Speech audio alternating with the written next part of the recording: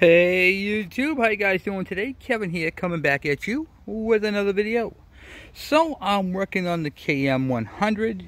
I already did this video. I tell you, I need a camera. I got a camera, I gotta set it up, I gotta go through it, figure out how to operate it. I apologize. So in my last video, you guys heard the hesitation that the bike had. When you throttle the bike up, it would bog, it would kick, it would sputter, it would be like that. That's how it would run. It would just fall on its face. Now the bike has been in storage for a while, a little over a year, and we got it out of storage and got it home, put a new chain sprocket on it. The back tire is done, the brakes are excellent. It does need a new front tire, and we're going to do fork seals on this bike. But like I said, like I've gone over with you guys, the bike has been sitting with a basket case. So anyway, got the whole thing up and going. We put the 77.5 main jet back into it, and we went from there. So now we still have the hesitation. We checked the air filter, we checked the spark plug. That's all good. The CDI works great. What could possibly be the problem with it? So what I had done was I had pulled off the exhaust tip, and the exhaust tip had a lot of soot in it. So I'm going to show you guys kind of what I did. You'll appreciate it. Okay, so what I did was I took an old soda bottle. You can see all the soot inside there. There's also all black stuff. I put a couple of rocks at the bottom, and I filled it up with gasoline. Doesn't matter if it's premium or whatever. It doesn't really matter. But I filled it up with gasoline, and I tipped these upside down in there. Now the baffle for this one is right where my thumb is, right in that realm. And you stick it in here like that, and then what I did for weight and to fill it up to the top of the brim, I threw the tip in there as well. I filled it up with gasoline, and I let it sit. It sat for 24 hours, and the fuel was black. I mean, it was darker than soda. Now, you're probably saying, okay, why'd you do that? I did this because the baffle that's inside there was clogged up with soot. And inside there, I tried showing you guys, actually I think it was on the other video that didn't come through. But anyway, this is what it looks like on the inside. It's just the center core, and then it's got a bunch of like veins in there. And these were all carboned up. Now those, you can't see from the video, but they're inside there, way down inside there. Right about here. So I let it soak with gasoline, and it broke up a lot of the carbon, a lot of the soot, and then I was able to take it from that point after it sat with the fuel in it. Okay, I then took it out of the fuel, drained it off into there, and then I came over to the fire pit. I threw it on the fire pit and lit it off and let it burn out all the oil, all the soot that was inside of it. And I did that, and it worked. This is now a good tip. But because I had extra ones and I was impatient, this tip right here I did put on there. I did try it out. It works great. So that's going to be my spare tip now. But I put another one on because, well, I have a lot of these bikes. So I was able to take a tip off of another muffler I have and put it on here, just like so. So I got that done, and now I'm at the point where the bike rides great. The bike rides great. So I'm going to turn this on. We'll fire it up. Now if you remember, it had a hesitation. It would just fall on its face.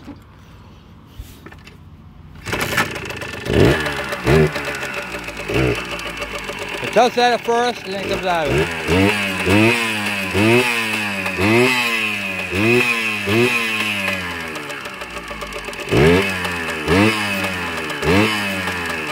And there she is, guys. I got to adjust the air mixture screw now. But I wouldn't even do that before, and look, hardly any smoke.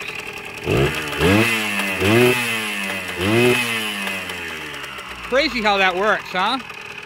So all that excess smoke, all the excess smoke was due to the plugged up baffle, and it was creating a restriction in the exhaust and causing it to just literally just build up. So that is where I left off on the bike. So I cleaned out the baffle. I do have to adjust the air mixture screw in this because I don't remember if it was 1.5 or 1.25. So that's all I really got left to do, is to dial in the air mixture screw on this bike. And this one is pretty much back up to up and running condition. I do need to buy a tire for it. So I'm going to get a tire in a couple weeks, get that done, and we're going to do fork seals for this. I had a lot of people asking me about the KD80, the MC1, and the KM100 front shocks, how to do the fork seals on those. They're a little different than a KE, so we're going to be doing videos on how to do all that. Guys, I'm super stoked. I got my baby back, you know what I mean? So, runs great. I have to put the bolt back in it for the air filter, and then it's ride time.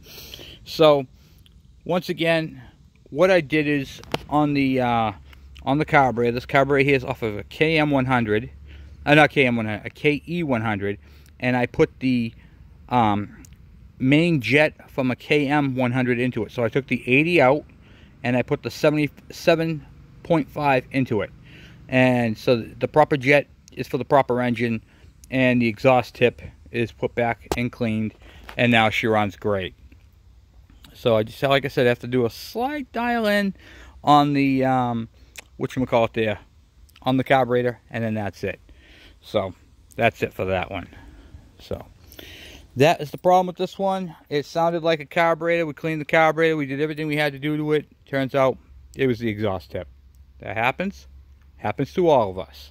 So I just wanted to let you guys know that if you guys clean the carburetor and you're like, ah, Kevin, I got this thing spotless, man. You could eat off of it. Well, did you check your exhaust tip? Is it covered in soot? One of the things that was a giveaway with that was the large amount of oil that was on the back wheel. Now, I thought that was because of the oiler over oiling, which is a part that contributed to all the extra soot. So keep that in mind. However, it was basically saying, I'm really plugged up, Kevin. You need to unplug me so I can flow. So, and like I said, this bike sat for over a decade in a basement, and carbon just builds up and heats up and, you know, contracts and, you know, does what it has to do. And you know how carbon is. That stuff can get pretty solid sometimes. It can be very tough to clean. So like I said, I soaked it in gasoline, and then I threw it in the fire pit. Problem fixed. And now I dug this bad boy right here out of storage. This is my 1992 that you guys are probably looking at going, Kevin, that's a 94.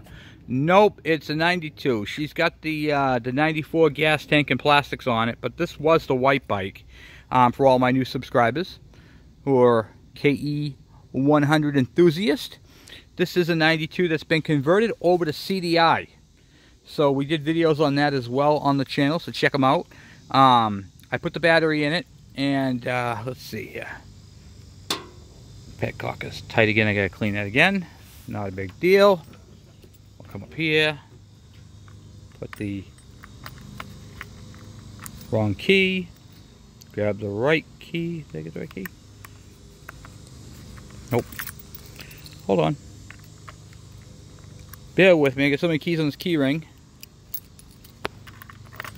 There we go. Got the right key now. I've got the right key now. We'll try without choke.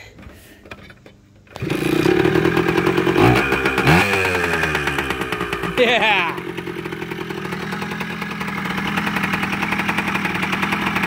Look at that, huh?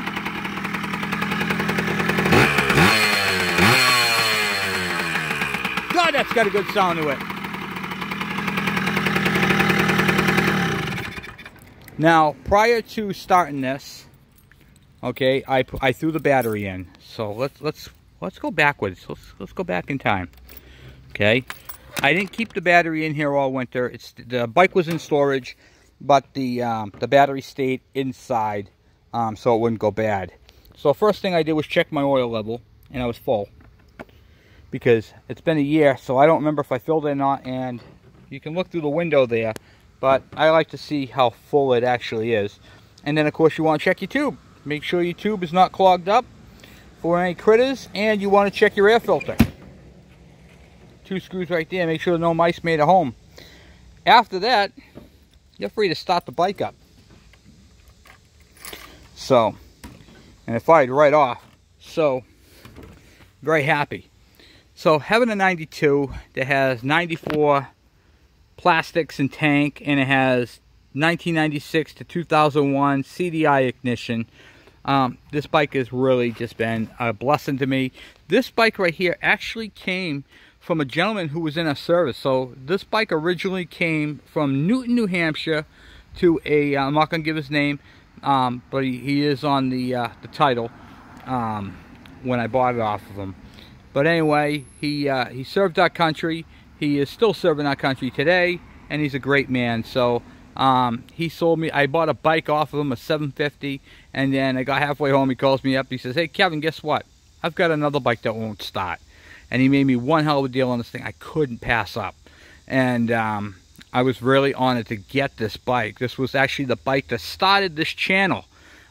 Working on this bike right here, the white ke100, was the bike that my son said to me, "Dad, nobody's doing a clutch adjustment on these bikes." And this right here was the bike that started off this channel. So pretty interesting little fact there. Well, the reason why I started the channel anyway. So, and she's got the big monster gear in the back. We got a 16 tooth sprocket in the front. This thing is just a beast. So I'm very excited about it. Can't wait to ride it. It's on my trailer, and so I figured I'd do a video. And we got a lot of stuff coming up. We're going to be doing a ride on each one of these bikes on the road. So I had a request for someone to say, "Hey Kevin, how come you never ride the bikes? We never see you ride the bikes." I said, you know what? That is a great idea. There's a lot of bikes out there, so we're going to do some performance videos and show you guys how these bikes perform. And I'm going to be taking next weekend on the Andy Blacksmith Ride for Life. I'll be taking my Yamaha Virago. So I'll be taking my Yamaha Virago on the Andy Blacksmith Ride for Life. It is dirty right now. It rained out. I got to get someone who does leather repair, because I got some repairs I have to do to it. I got to clean this bike up. I got to detail it. And I got to replace these plastic junk lights in the front here because they faded to blue. But other than that, we're going to be doing some riding on this bike next weekend. And we're going to be taking you guys along for the ride.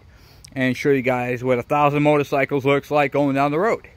Now, the reason why we're doing the Andy Blacksmith Ride for Life, which we do, me and my brother do every single year, is to promote organ donation for New Hampshire. And actually all over the place. But it's that little heart on your license that says, if I am unrevivable, you can use me for parts. So, just like on this channel, I use other bikes for parts for other bikes. They become organ donors or parts donors. Same thing with us as humans. We have the ability to live way beyond our expiration date by allowing someone else to have our parts when we are deceased. This right here helps many lives, and you have no idea. You could save the life of someone who could change the world. Think about that. So, that's what we promote, and that's what we do. So, as a bike rider, we always take our lives into our hands every time we get behind the handlebars on one of these things. So, it is good to be able to give back and to do that. So, she's got the forward controls. We got the oiler we're going to be putting on not next weekend, but the weekend after. We're going to clean this thing up, get this thing detailed, and get her all prettied up, ready for the road. So that's that one. And then, of course, we have those two bikes right there, the KM and the KE. We're going to be doing some road riding with. And I'll be taking you on a couple of joy rides up and down the road. Maybe get into some traffic with them, show you how they perform, how they take off at stoplights, and all that happy stuff. So, we got some cool stuff coming up. So, I got these two. The only bike I do not have left out that's still in storage is my KD80. That, basically, I want to get all these bikes on the trailer. The KE, the KM, the KD80, the KM100, the KE100, and my KV75. We're going to be taking these up to the White Mountains and taking some pictures of them and getting that done. So I gotta do some painting and some cleaning up on them because I want these as my picture for my my YouTube channel. And we also have Harvey Spooner's bikes coming up really soon, and the Yamaha GT80. So we have got some stuff going on, guys. We got some stuff going on. I'm in the middle of moving and changing positions at work. So I'll show you guys my new toy. I don't know if you can see it very well because it's kind of dark in here, but this is my new Mac Edge Toolbox. Thing's a beast. And a buddy of mine, Eric, who works for Mac Tools, hooked me up with one heck of a deal. I am super stoked about this. Super, super stoked. So that right there is got to go to work on Friday. So we have got some serious stuff coming up, and we are going to keep going. And we are going to, after we get the bikes all up and done, tuned up, this one right here basically is done. I mean, we're going to do a chain on it, and front tire and back tire, and then that bike is done. It's going to be detailed. That bike just needs a front tire and fork seals, and that bike is pretty much done. We got to do the same thing with the KD80 tires and fork seals, and go through that bike. The KV75, we have a little bit of a carburetor leak that just developed, so we got to get into the needle and seat on that one, and then that bike is done. So we're basically coming to the close on these bikes, and then we're going to jump on to the KE102 build, the Harvey Spooner bike, the KD80, the GT80, and we have some other cool stuff coming up. So I just want to share with you guys what's going on, hang out with you for a few minutes, and just say thank you for all your subscriptions and all your subscribing. We're going to be doing some fun stuff. So we're going to be doing some road riding this year. We're going to be doing some custom work. I'm going to show you guys how to fix this faded fender, which I did on a video already, but I'm going to show you how it looks on an actual bike. And we're going to do some serious stuff, guys. We're going to do some serious stuff. So anyway, guys, I just want to say thank you guys for watching. Thank you for subscribing. You guys mean a lot to me. I thank you for your comments. I thank you for your thumbs up. I thank you for all your advice. And I've met a lot of you guys, and you guys have been an absolute blessing to the channel. And it's pretty cool. There is a gentleman I know up north, and he's got a couple of bikes I'm going to take a look at and see what we can do with him, and go from there. But yeah, this is really, these are my babies. I love these 100s. I don't need a 125. We're going to make this thing powerhouse. We have an exhaust modification that I'm working on as well, for this particular bike, not the KD80, not the the KE102, for this bike. So back in the day, we had hooker headers for these KE100s. They're expensive and very hard to find, and there's really not much difference between that and factory. So I cut, this is the section right here. This is the business end of the exhaust system. So you've got your baffle that comes through here and goes through this pipe and through that hole right there. So basically, or it comes up to about here, I should say. So your exhaust flows through this tiny little hole. First it hits this wall and bounces back, and it's not smooth, okay?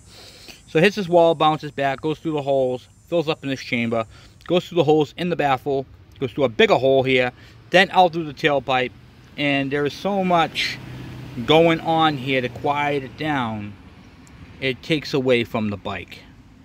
What we're going to do, I got the piece that came off of here, which is going to be re-welded on there. We're going to take out this mesh, these two walls, and all the mesh going backwards here. We're going to re-weld that piece onto here, and then it's going to have a smooth balance. So that's the plan for this exhaust, to make this right here more expansion chamberish, because really your expansion chamber is from here all the way to here. However, you're being robbed on power because it's supposed to go into a cone, which is already built into it right here. Okay, you could put some baffles in if you want. You could put some, flat pieces of stock in there, so when it comes in, it bounces back. But we're going to get rid of all that stuff, and we're going to make this thing a little bit more powerful using a factory ke100 exhaust system. So that's my plans for that.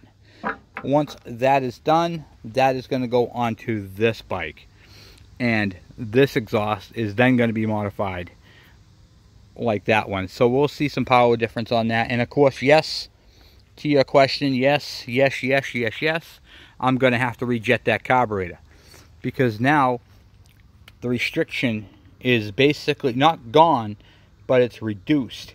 And so it's less resistance on the exhaust flow, which means more air can flow through the carburetor, and I can get more power out of this bike. So that's the route we're going to be heading in with this one. So anyway, guys, once again, thank you for subscribing, thank you for watching, thank you for sharing, and thank you for your thumbs up. And I'll be talking to you guys. Talk to you guys later. Bye.